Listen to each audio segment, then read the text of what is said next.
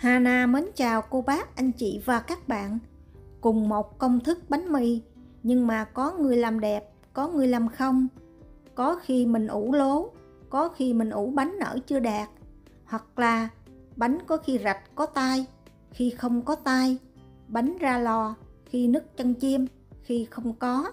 Hôm nay Hana sẽ chia sẻ với cô bác, anh chị và các bạn tất cả những gì Hana biết để luôn thành công với món bánh mì này nha. Trước tiên mình sẽ chuẩn bị phần bột cái. Lấy 50g nước ấm khoảng 35 độ C, cho vào 2 gram men nở, khuấy đều lên.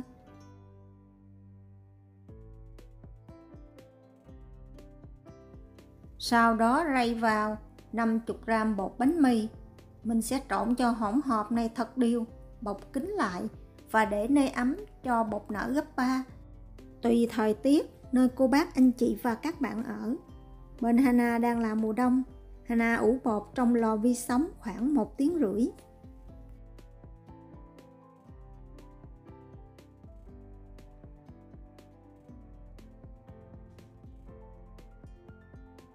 Bột ủ đạt là phần bột nở gấp 3 và trên mặt bột có những bọt khí nhỏ li ti. Phía dưới thì có rất là nhiều rễ tre.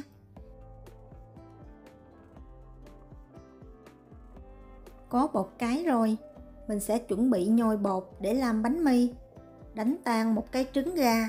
Vì hôm nay công thức Hana chỉ làm 4 ổ, nên phần trứng gà này sau khi đánh tan, mình chỉ lấy một nửa, khoảng 25g.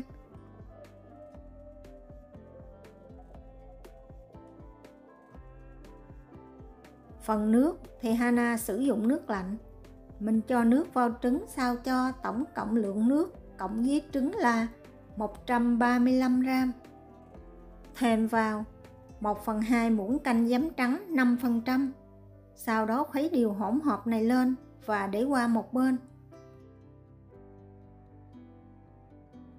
Tiếp theo, mình sẽ rây đều 250g bột bánh mì, 2 gram men nở và 3 gram phụ gia bánh mì. Nếu cô bác, anh chị và các bạn không thích, mình có thể bỏ qua. Nhưng mà để làm một ổ bánh mì đúng chuẩn của Việt Nam thì không thể bỏ qua thành phần này nha. Sau đó cho hết hỗn hợp trứng lúc nãy vào, trộn đều lên.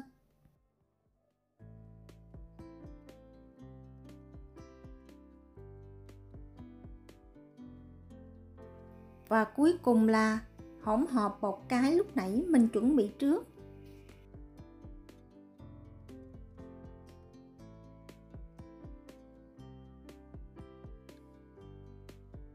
Đầu tiên mình sẽ nhồi bột ở số nhỏ. Máy Hana có 12 số, Hana nhồi số 4. Mình trộn bột 4 phút cho hỗn hợp đều nhau.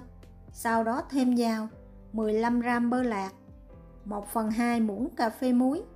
Tiếp tục mình sẽ nhồi bột ở số lớn hơn, Hana sử dụng số 6. Mình nhồi 8 phút. Sau 8 phút mình sẽ tắt máy. Lúc này bột chưa được mịn và chưa kéo màng. Mình sẽ để cho bột nghỉ 8 phút, sau đó mới tiếp tục nhồi tiếp.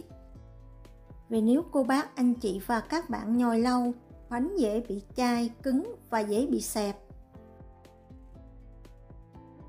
Sau 8 phút, mình tiếp tục nhồi số trung bình. Hana sử dụng tiếp tục số 6, nhồi cho tới khi bột mịn và kéo màng. Mình sẽ dùng dầu để chống dính, không dùng bột áo. Vì nếu dùng quá nhiều bột áo, vỏ bánh dễ bị cứng. Bột đạt là khi bột mềm, bóng, mịn và kéo màng mỏng. Sau đó mình sẽ vo tròn khối bột lại và chia làm 4 phần bằng nhau. Mỗi phần Hana cân được là 125g. Sau khi chia bột xong, mình sẽ vo tròn từng viên bột lại. Sau đó đậy kín để cho bột nghỉ khoảng 10 phút. Bánh mì Việt Nam là một món bánh rất khó chinh phục, nhưng khi biết cách rồi thì rất là dễ. Hana đã tìm tòi công thức bánh mì này gần 7 năm. Cách đây hơn 1 năm, Hana học được từ kênh của chị Mai. Cảm ơn chị Mai nhiều.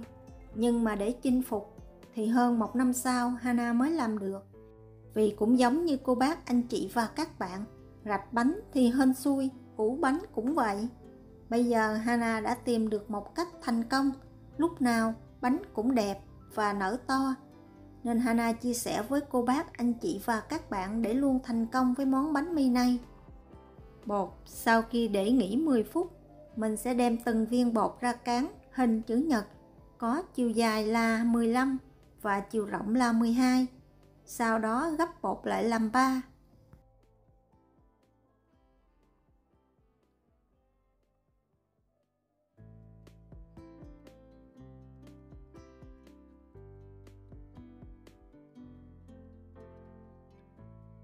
Tiếp tục đậy lại và để cho bột nghỉ thêm 5 phút nữa.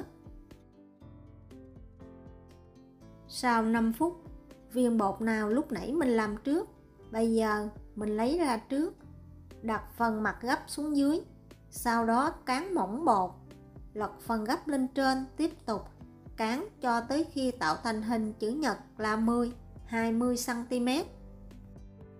Hana chia sẻ kỹ để những cô bác, anh chị và các bạn nào lần đầu làm bánh mì thì mình cũng dễ dàng thành công. Vì nếu Hana chia sẻ không kỹ thì dễ thất bại với món bánh mì này.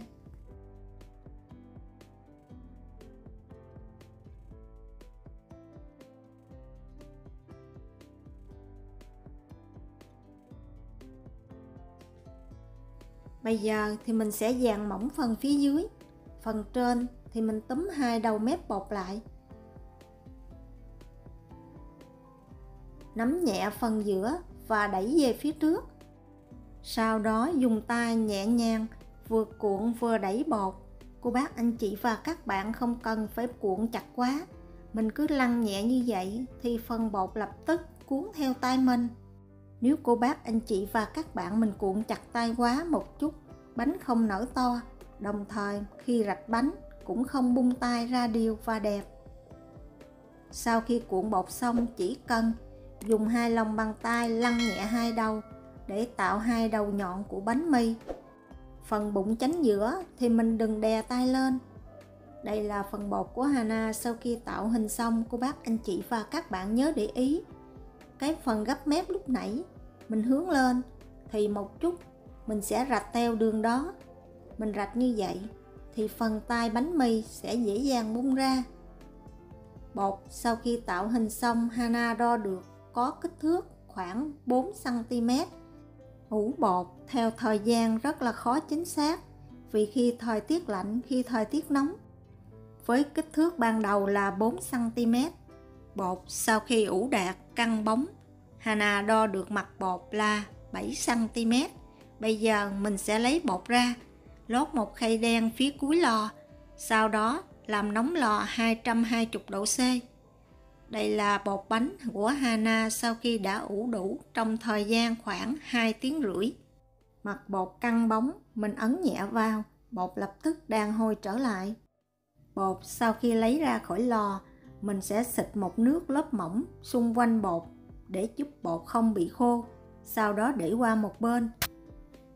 Bắt một cái xoong nhỏ lên bếp, mình sẽ cho vào xoong 200ml nước và nấu cho tới khi nước sôi. Khi nhiệt độ trong lò đạt 220 độ C, bây giờ mình sẽ chế hết phần nước sôi này vào khay đen lúc nãy mình để phía cuối lò. Cẩn thận kẻo bị nóng. Sau đó đậy lò lại, tiếp tục làm nóng ở nhiệt độ 220 độ C. Sau khi cho nước sôi vào lò, mình mới bắt đầu đi rạch bánh. Cô bác, anh chị và các bạn để ý kỹ, phần gấp mép lúc nãy nó nằm hướng phía trước mặt của cô bác, anh chị và các bạn khi nhìn vào màn hình. Mình chỉ cần rạch nghiêng theo lưỡi dao lam khoảng 45 độ C và cũng đừng rạch sâu quá. Mình chỉ cần rạch khoảng 3mm tới 5mm là được. Phần mặt bánh thì mình chia làm 3 phần, mình rạch 1/3. Cô bác, anh chị và các bạn đừng rạch lên trên quá. Nếu mà mình rạch lên chánh giữa nhiều quá một chút, cánh nở ra, phần bánh mình bè ra trông rất là xấu. Sau khi mình rạch xong, mình trở ngược phần dao lam lại, đi thêm một đường khoảng 2mm nữa. Đặc biệt Mình rạch từ từ, không cần phải vội. Đường rạch phải rõ nét. Nếu không rõ nét, mình tiếp tục rạch thêm một xíu nữa, giúp cho vết rạch được bung ra. Sau khi rạch bánh xong, mình dùng bình xịt vào đường rạch đẫm ướt, và sau đó phun một lớp nước mỏng xung quanh bột và cho khay bánh vô lò. Mình sẽ hạ nhiệt độ 200 độ C, nướng khoảng 9 phút. Trong thời gian 9 phút này, cô bác, anh chị và các bạn nhớ đừng mở cửa lò nha. Sau 9 phút, mình sẽ mở cửa lò. Sau đó trở đều khay bánh lại và xịt một lớp nước mỏng. Lập tức đóng cửa lò lại, hạ nhiệt độ 180 độ C, nướng thêm 8 phút nữa. Sau 8 phút, bây giờ bánh đã dàn đều hai mặt. Mình sẽ mở cửa lò ra, xịt thêm một lần nước nữa, sau đó đậy nắp lại, tắt lò, để trong lò như vậy 2 phút. Sau 2 phút, mình sẽ lấy bánh ra, đặt bánh lên một cái rổ inox. Mình xịt nước 2 phút cuối và đặt bánh lên rổ inox như vậy thì phần bánh bị sốc nhiệt. Vỏ bánh sẽ dễ dàng nứt chân chim, giống như cô bác, anh chị và các bạn thấy thành phẩm bánh của Hana. Bánh rất là giòn, vỏ rất là mỏng, ruột mềm. Đặc biệt, 4 cái bánh đều nở và có tai đẹp giống như nhau. Chỉ cần cô bác, anh chị và các bạn để ý kỹ những gì Hana chia sẻ thì với món bánh mì Việt Nam này rất là đơn giản và dễ thành công. Đây là một món bánh tốn rất nhiều thời gian và công sức của Hana. Gần 7 năm mới làm thành công món bánh mì này. Và Hana hy vọng cô bác, anh chị và các bạn cũng sẽ dễ dàng thành công như cách Hana đang làm. Nếu cô bác, anh chị và các bạn thích những gì Hana chia sẻ, nhớ đăng ký ủng hộ Hana nhé. Hana cảm ơn cô bác, anh chị và các bạn rất nhiều.